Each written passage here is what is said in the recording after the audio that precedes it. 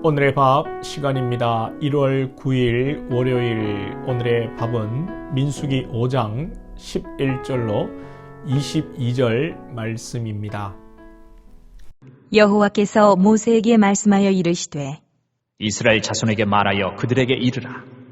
만일 어떤 사람의 아내가 탈선하여 남편에게 신의를 저버렸고 한 남자가 그 여자와 동침하였으나 그의 남편의 눈에 숨겨 드러나지 아니하였고 그 여자의 더러워진 일에 증인도 없고 그가 잡히지도 아니하였어도 그 남편이 의심이 생겨 그 아내를 의심하였는데 그의 아내가 더럽혀졌거나 또는 그 남편이 의심이 생겨 그 아내를 의심하였으나 그 아내가 더럽혀지지 아니하였든지 그의 아내를 데리고 제사장에게로 가서 그를 위하여 보리가루 10분의 1 에바를 헌물로 드리되 그것에 기름도 붓지 말고 유향도 두지 말라. 이는 의심의 소재요 죄악을 기억나게 하는 기억의 소재라. 제사장은 그 여인을 가까이 오게 하여 여호와 앞에 세우고 토기에 거룩한 물을 담고 성막 바닥에 티끌을 취하여 물에 넣고 여인을 여호와 앞에 세우고 그의 머리를 풀게 하고 기억나게 하는 소재물 곧 의심의 소재물을 그의 두 손에 두고 제사장은 저주가 되게 할 쓴 물을 자기 손에 들고 여인에게 맹세하게 하여 그에게 이르기를 내가 내 남편을 두고 탈선하여 다른 남자와 동침하여 더럽힌 일이 없으면 저주가 되게 하는 이 쓴 물의 해독을 면하리라. 그러나 내가 내 남편을 두고 탈선하여 몸을 더럽혀서 내 남편 아닌 사람과 동침하였으면 제사장이 그 여인에게 저주의 맹세를 하게 하고 그 여인에게 말할지니라. 여호와께서 내 넓적다리가 마르고 내 배가 부어서 내가 내 백성 중에 저주거리 맹세거리가 되게 하실지라. 이 저주가 되게 하는 이 물이 내 창자에 들어가서 내 배를 붓게 하고 내 넓적다리를 마르게 하리라 할 것이요 여인은 아멘 아멘 할지니라. 여성에 대한 규례가 나오고 있습니다. 이 내용이 상당히 복잡하고 현대 사회에서 현대인의 눈으로 이해하기가 어려운 부분이 있습니다. 성경 기록 당시의 문화를 이해하면서 오늘 본문을 생각하고자 합니다. 오늘 내용을 간단하게 말씀드리면 아내가 간통하였다는 의심이 생길 경우 하나님께 물어 죄책을 구별하는 방법을 제시하는데 의심이 생길 경우 제사장에게 데리고 가서 소제를 드리면서 더러운 물을 마시게 하는 것입니다. 만약에 간통하지 않았다면 더러운 물을 해독하여 별 탈이 없을 것이고 만약에 간통이나 하고 탈선을 하였다면 배탈이 난다는 것입니다. 현대인이 듣기에 문제점이 있어 보입니다.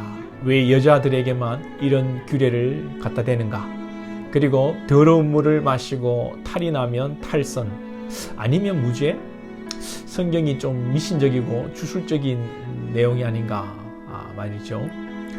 먼저는 왜 여자들에게 이런 규례를 두었는가 하는 문제입니다.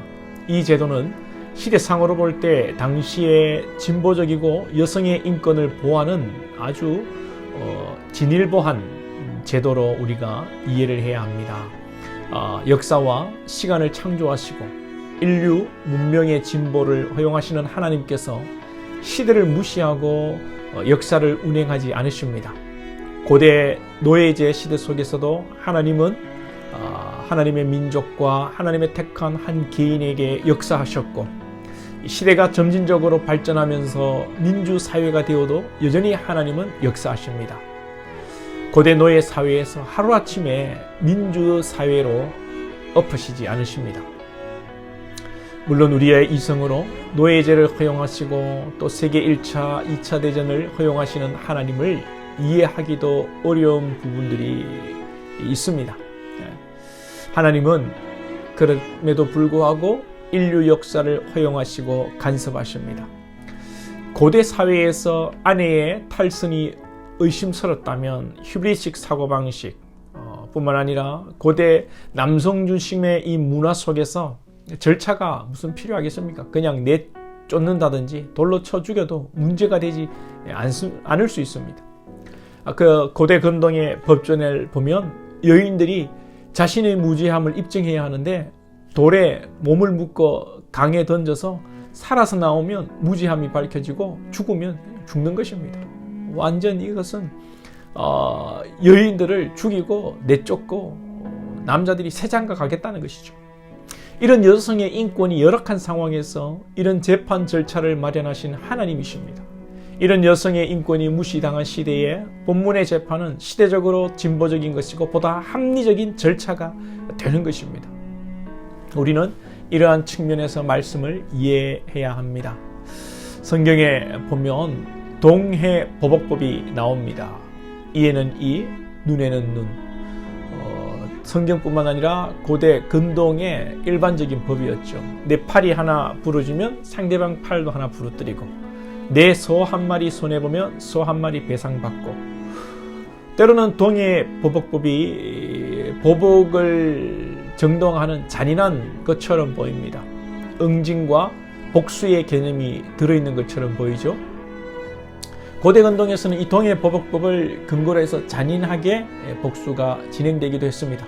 자, 그런데 동해보복법은 더 큰 보복과 과도한 피해 보상을 막는 법이었습니다. 만약에 여러분이 자식을 잃었다면 상대방 자식을 죽임으로 여러분의 마음이 풀리겠습니까? 상대방 가문을 요절내도 마음이 풀리겠습니까? 여러분의 하나뿐인 눈이 뽑혔습니다. 가해자의 눈알 하나를 뽑으면 마음이 풀리고 시원하시겠습니까? 두 쪽 다 뽑아도 여러분의 마음은 풀리지 않을 것입니다. 이처럼 동해보복법은 가해자, 특별히 과실로 문제를 일으킨 자들을 보호하는 제도였습니다. 오늘 여인을 향한 규례가 선뜻 이해가 되지 않는 부분이 있지만 여성들의 인권을 존중한 규례로 당시 시대적 상황과 더불어 우리가 이해할 수 있겠습니다. 또 더러운 물을 마시고 탈이 나냐 안 나냐의 문제로 판별한다? 지금의 상식으로 이해가 되지 않습니다. 그러나 성경 당시에 유전자 검사, 거짓말 탐지기, CCTV가 있는 것도 아니고 당시 문화 속에서는 충분히 가능한 방법이고 문화인 것이죠. 우리는 우리의 생각으로 판단할 것이 아니라, 이 시대의 관점에서 판단할 것이 아니라 성경이 말씀하시는 내용을 그대로 믿음으로 받아들여야 합니다. 하나님의 초월적인 판결이 여인을 부당한 대우에서 벗어나게 하는 공의로운 제도라는 사실에 초점을 맞춰야지 우리 생각과 문화로 성경을 판단하고 의심하는 것은 불신앙입니다. 베드로가 물 위를 걸은 사건, 홍해가 갈라진 사건은 여러분 믿으십니까? 이러한 사건은 우리가 의심 없이 믿는다면서, 그렇다면 본문의 사건도 의심 없이 우리는 그대로 받아들이면 되는 것입니다.